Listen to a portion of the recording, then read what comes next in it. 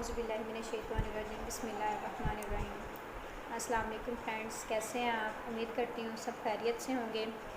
मैं हूँ आपकी होस्ट अफसा नौरीन। आज मैं आपके लिए एक ऐसा इंफॉर्मेटिव लेक्चर लेकर आई हूँ जो कि इंटरेस्टिंग भी है और मुझे बहुत उम्मीद है कि जब आप मेरी वीडियो को लास्ट तक देखेंगे दिलचस्पी के साथ और इन रूल्स को अपनाएंगे जो कि मैं आपको आज बताने जा रही हूँ, तो आप एक पॉजिटिव क्लासरूम कल्चर जो है वो अडॉप्ट करवा सकते हैं स्टूडेंट्स को। बेसिकली होता है ऐसा है कि बहुत से टीचर्स ऐसे होते हैं जो कि ख़ुद तो बहुत अच्छा नॉलेज रखते हैं, बहुत कमांड होती है उनको अपने टॉपिक पर, लेकिन वो कुछ ऐसी गलतियां कर जाते हैं ना चाहते हुए भी कि बच्चे जो है वो वैसा रिस्पांस नहीं देते जैसा कि उनको देना चाहिए, वैसा रिज़ल्ट नहीं देते जैसा कि उनको एक टीचर उम्मीद करती है कि मैंने इतना अच्छा लेक्चर डिलीवर किया है तो बच्चों ने वैसा रिस्पांस नहीं दिया। लेक्चर तो आपने डिलीवर किया होता है अच्छे तरीके से आप, क्योंकि आपके अपने कॉन्सेप्ट क्लियर होते हैं, लेकिन कुछ ऐसी गलतियां हम कर जाते हैं जो कि हमें नहीं करनी चाहिए। तो आज का हमारा टॉपिक है 9 टीचिंग बिहेवियर्स, तदरीस के 9 रवैयों का तारुफ। मतलब पढ़ाते वक्त जो है कुछ ऐसी चीज़ें 9 पॉइंट्स जो हैं वो कौन कौन से हैं जिनका एक टीचर को ख्याल रखना चाहिए। एक अच्छे उस्ताद को इन रवैयों का इजहार करना चाहिए जो कि मैं आपसे अभी डिस्कस करने जा रही हूँ। फ़र्स्ट ऑफ़ ऑल मैं आपको इनका तारुफ करवाती हूँ, दैन मैं 1 बाय 1 इसको एक्सप्लेन करूँगी। सबसे पहले है लेसन प्लानिंग। उर्दू में इसको कहते हैं सबकी मनसूबाबंदी। मीन्स के टीचर जो क्लास में जा रही हैं तो उनको क्लियर है कि उन्होंने आज क्या पढ़ाना है। जब तक हमें खुद क्लियर नहीं होगा कि हमने क्या करना है तो हम भटकते रहेंगे, कभी इधर और कभी उधर। जब तक हमें खुद क्लियर नहीं होगा तो टीचर को क्लास में जाने से पहले खुद उनकी अपनी प्लानिंग होनी चाहिए कि आज मैंने क्लास में जाना है तो बच्चों को ये पढ़ाना है, ये चीज़ क्लियर करवा के आनी है। जब तक क्लियर नहीं होगा वो कुछ नहीं करवा सकेंगे। तो ये चीज़ बहुत ज़रूरी है। ये पहली ये बुनियाद है। ये अगर यही नहीं है, आप क्लास में वैसे ही जा रही हैं तो फिर समझे कि कोई फ़ायदा नहीं है। तो आपको खुद प्लानिंग जो है वो टीचर के पास होनी चाहिए, कम से कम हैंड रिटन नहीं तो मेंटली तो होनी चाहिए कि आज का मेरा ये टॉपिक है, मैंने ये चीज़ बच्चों को क्लियर करवानी है। लेसन प्लानिंग होना ज़रूरी है। सेकंड पॉइंट है मेरे पास टाइम मैनेजमेंट। टाइम मैनेजमेंट, वक्त की तंजीम, कि आप अपना जो 40 या 30 मिनट्स का जो पीरियड है उसको कैसे यूटिलाइज़ कर रही हैं, किस टाइम पे किस टॉपिक पे कितना वक्त लगा रही हैं। टाइम मैनेजमेंट देखें, अगर आप क्लास में जा रही हैं तो आप जाते ही बच्चों से ये कहेंगी कि खोलें बुक, आपका ये चैप्टर, ये पेज, ये एक्सरसाइज, इसको ऐसे करें और ऐसे करें, तो ये तरीका गलत है। नहीं, आप बाकायदा क्लास में जाएं और बच्चों को 5 मिनट, और ये सारी चीज़ें तब पॉसिबल होंगी जब आप लेसन प्लान करेंगी। लेसन प्लान करेंगी तो आपको क्लियर होगा ना कि मेरा ये टॉपिक है, मैंने इतना टाइम बच्चों को जो है इंट्रोडक्शन में लगाना है, इतने टाइम में मैंने अपने लेसन को एंटिसिपेट करना है, इतने टाइम में मैंने रिव्यू लेना है, इतने टाइम में लास्ट पे कंसोलिडेट करना है कि बच्चों ने क्या सीखा है। तो टाइम मैनेजमेंट ज़रूरी है। अगर आप सारा टाइम जो है वो अपने इंट्रोडक्शन पे ही लगा देंगे कि आज हमने ये पढ़ना है तो बच्चों को यही बताती रहेंगी, तो फिर आप एट द एंड जो है आपका टाइम ओवर हो जाएगा और आप अपना ऑब्जेक्टिव अचीव नहीं कर सकेंगे। तो इसके लिए ज़रूरी है कि टीचर के लेसन प्लानिंग के अंदर टाइम मैनेजमेंट हुई भी हो कि 5 मिनट का मैंने बच्चों को इंट्रोडक्शन करवाना है, इतने में मैंने इसका प्रेक्ट समझाना है, बच्चों को एंटिसिपेट करना है, और दैन इतने में मैंने रिव्यू लेना है, सबका जो बच्चों का नॉलेज है उससे रिलेटेड क्वेश्चनिंग करनी है, और दैन पे आपने आज के लेक्चर से रिलेटेड कंसोलिडेट करना है कि मैंने क्या पढ़ाया। मीन्स के टाइम मैनेज किया हुआ हो, टीचर को प्लानिंग के अंदर मैनेज किया हुआ हो कि मैंने इतना टाइम इस पे लगाना है। थर्ड पॉइंट है मेरे पास use of material. Use of material में ये चीज़ आ जाती है कि टीचर जो है टेक्नोलॉजी का इस्तेमाल कैसे कर रही हैं, क्या खुद अपने लेक्चर में चार्ट यूज़ कर रही हैं, क्या बच्चों को उससे गर्मियाँ करवा रही हैं किताब के टॉपिक के हवाले से, क्या बच्चों को कोई एग्जाम्पल दे रही हैं। अगर आप ऐसा करेंगे तो आपके लेक्चर के सक्सेसफुल होने के चांसेस जो हैं वो इंक्रीज़ हो जाएंगे, बहुत अच्छा बच्चे जो हैं वो उसका आउटपुट देंगे। तो आप जितना भी पॉसिबल हो सके अपने लेसन के अंदर, अपने लेक्चर के अंदर यूज़ ऑफ मटेरियल का इस्तेमाल करें। थर्ड पॉइंट है हमारे पास टीचर ऑनर्स। मीन्स के चाइल्ड टीचर इंटरेक्शन, उस्ताद का रख रखाव, कि उस्ताद जो है उसका अपना रवैया कैसा है। सारा फोकस हमारा लेक्चर पर नहीं होना चाहिए कि जी हम लेक्चर करवा रहे हैं तो ठीक है पढ़ते रहें, पढ़ाते रहें। कुछ चीज़ें ऐसी भी हैं जो बच्चे बहुत ज़्यादा नोट करते हैं और हम इस चीज़ को इग्नोर कर जाते हैं। तो उसमें क्या चीज़ आती है, मुस्कुराता हुआ चेहरा। एक उस्ताद जो है वो खुशगवार उसका रवैया होना चाहिए। अगर हम खुद ही ताहट का शिकार होंगे, बोरिंग होंगे, तो फिर बच्चे हमसे क्या सीखेंगे। तो मुस्कुराता हुआ चेहरा, तवानाई से भरपूर होना चाहिए एक उस्ताद को, खुश लिबासी होनी चाहिए, उनके अंदर नरम मगर मजबूत आवाज़ होनी चाहिए, मतलब तमाम स्टूडेंट्स तक जानी चाहिए। लेकिन ये भी नहीं कि उसमें गुस्से का आंसर ज़्यादा पाया जाए कि बच्चे डर सहम कर बैठ जाएँ और हमारी बात को सुने ही ना। और एक टीचर को शागिर्द से नज़रें मिलाकर बात करनी चाहिए। ये सारी चीज़ें जो हैं, सारे पॉइंट जो हैं बहुत इंपॉर्टेंट हैं और ये जो है टीचर डिमांडर्स में लाई करते हैं।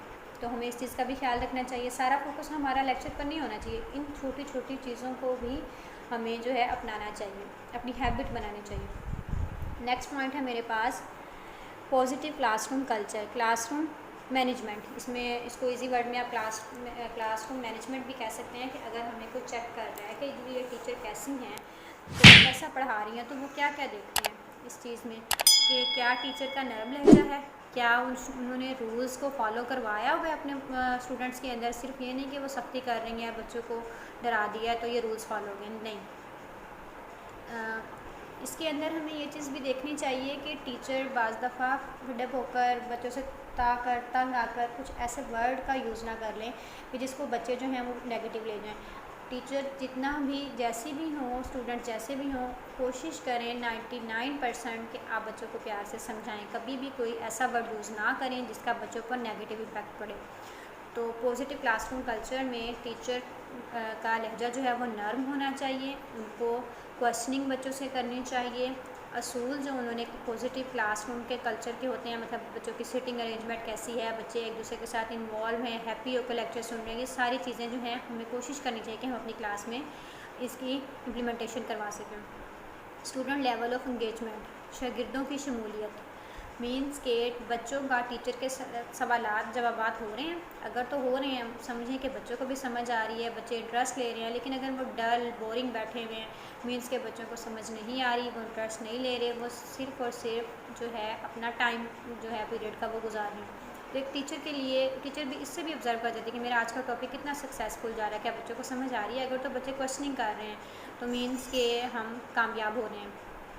सरगर्मियों में हिस्सा ले रहे हैं कि आप जो एक्टिविटी करवा रहे हैं, क्या बच्चे वो उसमें शमूलियत इख्तियार कर रहे हैं या बस बैठे हुए हैं। ख्यालात और सवालात का इजहार करें, ये नहीं कि सिर्फ क्वेश्चनिंग करें, वो अपनी ऑब्जर्वेशन भी बताएं कि मैम ऐसे भी होता है, ऐसे भी होता है, ये भी हो सकता है। तो मीन्स कि आप और भी ज़्यादा सक्सेसफुल जा रहे हैं। नेक्स्ट पॉइंट है हमारे पास गुड क्वेश्चनिंग, कि जो बच्चे क्वेश्चन कर रहे हैं या जो टीचर क्वेश्चन कर रही हैं वो ओपन एंडेड होने चाहिए और अच्छे क्वेश्चन होने चाहिए। उसमें ये नहीं कि अनरिलेटेड क्वेश्चन बच्चे कर रहे हैं और टीचर भी वैसे टॉपिक कोई चल रहा है, क्वेश्चनिंग कोई कर रहे हैं, तो उससे रिलेटेड क्रिएटिव क्वेश्चन जो है वो होने चाहिए। देन है सपोर्टिंग इंडिविजुअल चिल्ड्रन, हर बच्चे की इनफरादी मदद। तो क्या हम करते हैं ऐसा?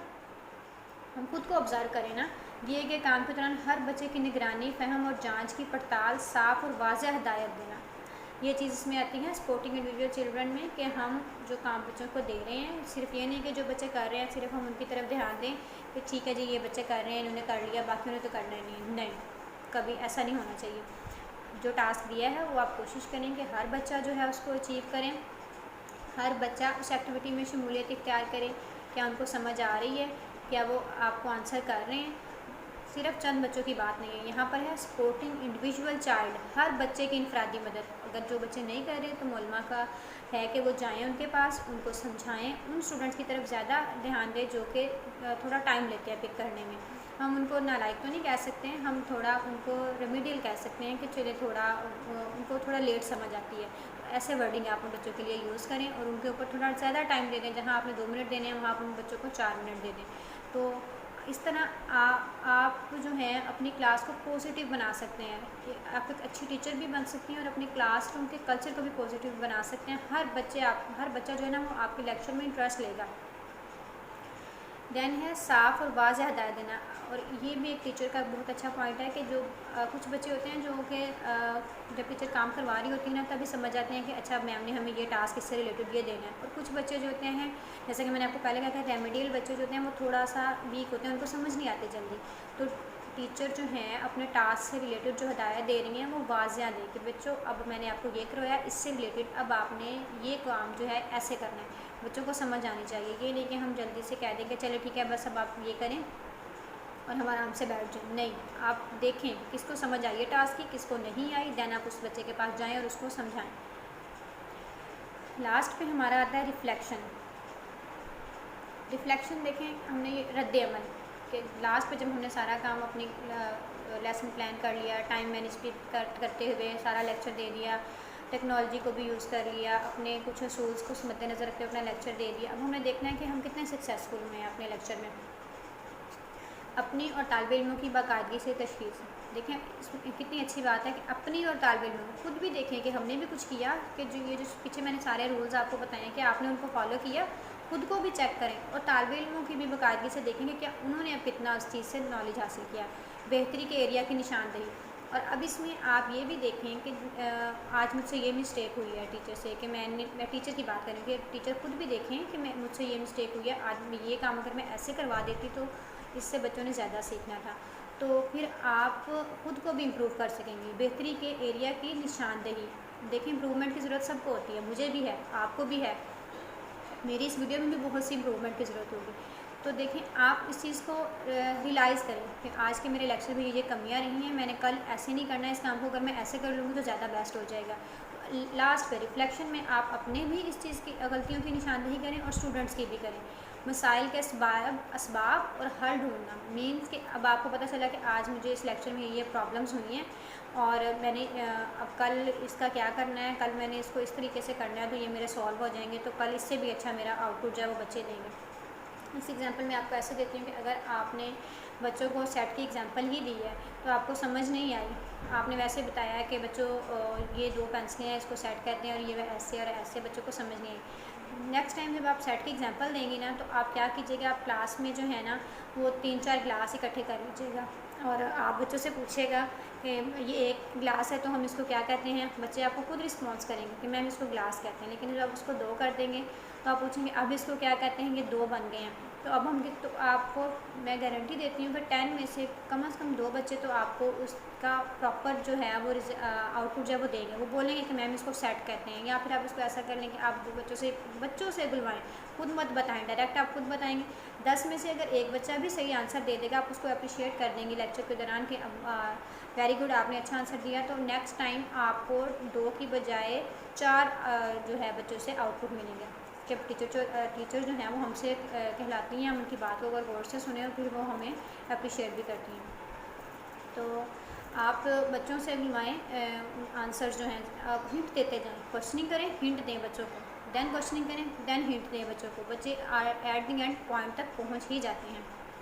तो ये तो थे कुछ ऐसे रूल्स जो कि अगर आप अपनी क्लास में अपनाएंगे तो आपको बहुत अच्छा रिज़ल्ट मिलेगा, मेरी अपनी भी ऑब्जर्वेशन है और एक अच्छे टीचर्स के अंदर ये पॉइंट्स होने भी चाहिए। उम्मीद करती हूँ आपको मेरी आज की वीडियो पसंद आई होगी। अगर आपको वीडियो पसंद आई है तो काइंडली मेरी वीडियो को लाइक कर दीजिए और सब्सक्राइब कर दीजिए ताकि आइंदा आने वाली हर इंफॉर्मेटिव वीडियो जो है वो आप तक बआसानी पहुँच सके।